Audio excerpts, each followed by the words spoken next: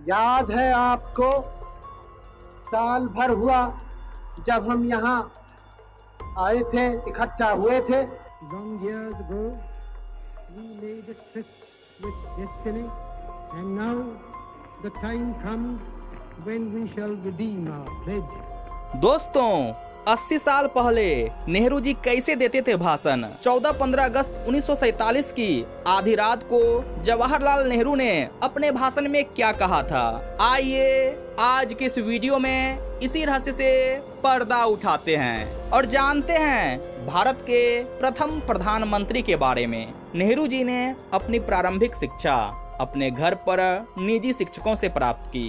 15 साल की उम्र में वे इंग्लैंड चले गए और हैरो में 2 साल रहने के बाद उन्होंने कैम्ब्रिज विश्वविद्यालय में प्रवेश किया, जहां से उन्होंने प्राकृतिक विज्ञान में स्नातक की डिग्री प्राप्त की। साल 1912 में भारत लौटने के बाद वे सीधे राजनीति से जुड़ गए। साल 1912 में उन्होंने एक प्रतिनिधि के रूप में बांकीपुर सम्मेलन में भाग लिया और साल 1919 में इलाहाबाद के होम रूल लीग के सचिव बने। इसी दौरान साल 1916 में वे महात्मा गांधी के संपर्क में आए। उन्होंने साल 1920 में उत्तर प्रदेश के प्रतापगढ़ जिले में पहला किसान मार्च का आयोजन किया। साल 1923 में अखिल भारतीय कांग्रेस कमेटी के वे महासचिव बने। उन्होंने 1926 में Italy, Switzerland, England, Belgium, Germany और रूस का दौरा किया। 1928 में लखनऊ में साइमन कमीशन के खिलाफ एक जुलूस का नेतृत्व करते हुए उन पर लाठी चार्ज किया गया। 19 अगस्त 1928 को उन्होंने सर्वदलीय सम्मेलन में भाग लिया और वे उन लोगों में से एक थे जिन्होंने भारतीय संवैधानिक सुधार की नेहरू रिपोर्ट पर अपने हस्ताक्षर किए। इस रिपोर्ट का नाम उनके पिताजी मोतीलाल नेहरू के नाम पर रखा गया। इसी वर्ष उन्होंने भारतीय स्वतंत्रता लीग की स्थापना की। साल 1930-35 के दौरान नमक सत्याग्रह और कांग्रेस के अन्य आंदोलनों के कारण उन्हें कई बार जेल जाना पड़ा।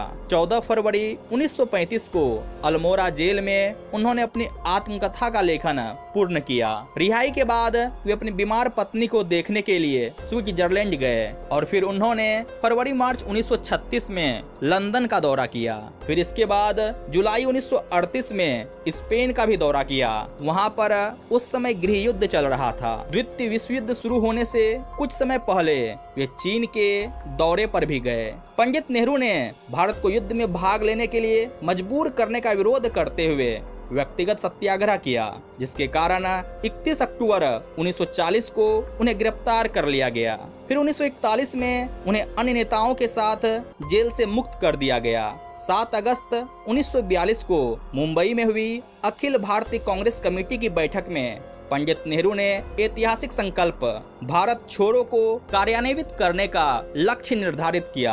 8 अगस्त 1942 को उन्हें अन्य नेताओं के साथ गिरफ्तार कर लिया गया। मार्च 1946 में पंडित नेहरू ने दक्षिण पूर्व एशिया का दौरा किया। फिर 6 जुलाई 1946 को वे चौथी बार कांग्रेस के अध्यक्ष चुने गए और फिर 1951 से 1954 तक 3 बार और वे इस पद के लिए चुने गए। इसी दौरान वे देश के प्रथम प्रधानमंत्री बने। 14 और 15 अगस्त 1947 की रात को उन्होंने ऐतिहासिक भाषण दिया। इस भाषण को ट्रिस्ट विथ डेस्टिनी के नाम से जाना जाता है। आजाद भारत के पहले प्रधानमंत्री बने जवाहरलाल नेहरू ने यह भाषण संविधान सभा में दिया था। इसे 20वीं सदी के सबसे ताकतवर भाषण में से एक माना जाता है। इस भाषण में उन्होंने कहा था, Long years ago, we made a tryst with destiny, and now the time comes when we shall redeem our pledge. उन्होंने आगे कहा, आज रात 12 बजे सारी दुनिया सो रही होगी, तब भारत जीवन और स्वतंत्रता की नई सुबह के साथ उठेगा। एक क्षण आता है जो इतिहास में शायद ही कभी आता है, जब हम पुराने से नए की ओर बढ़ते हैं, जब एक युग समाप्त होता है और जब लंबे समय से दबी हुई एक राष्ट्र की आत्मा को अभिव्यक्ति मिलती है। ये एक संयोग है कि इस पवित्र अवसर पर हम समर्पण के साथ खुद को भारत और उसकी जनता की सेवा और उससे भी बढ़कर सारी मानवता की सेवा करने की प्रतिज्ञा ले रहे हैं। अपने भाषण में वे आगे कहते हैं, Peace has been said to be indivisible, so is freedom, so is prosperity now, and so also is disaster in this one world that can no longer be split into isolated fragments. यह घटना साल 1962 की है, जब चीन ने भारत पर हमला कर दिया था।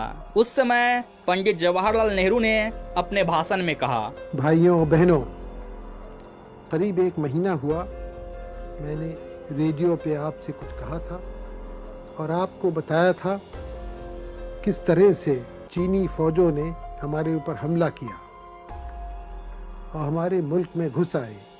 उधर पूर्वी सीमा प्रांत जो है नेफा, उसके हमारी सरहद से आए इधर, और उन्होंने हमारे फौजी जो वहाँ दस्ते थे उन पे हमला किया था। वे अपने भाषण में आगे कहते हैं, आप हम सब इस बात की प्रतिज्ञा लें और साथ मिलकर पैर मिलाकर हाथ पकड़ के आगे चलें। यकीनन मुझे पक्का यकीन है कि हमारी जीत होगी और हिंदुस्तान आज़ाद रहेगा और पहले से ज़्यादा मजबूती से रहेगा और किसी की हिम्मत नहीं होगी फिर कि आँख उठा के हिंदुस्तान की तरफ देखें। जय हिंद। दोस्तों, आज के इस वीडियो में बस इतना ही। अगर वीडियो पसंद आई हो तो लाइक, शेयर और सब्सक्राइब करते हुए कमेंट बॉक्स में अपना विचार रखेंगे।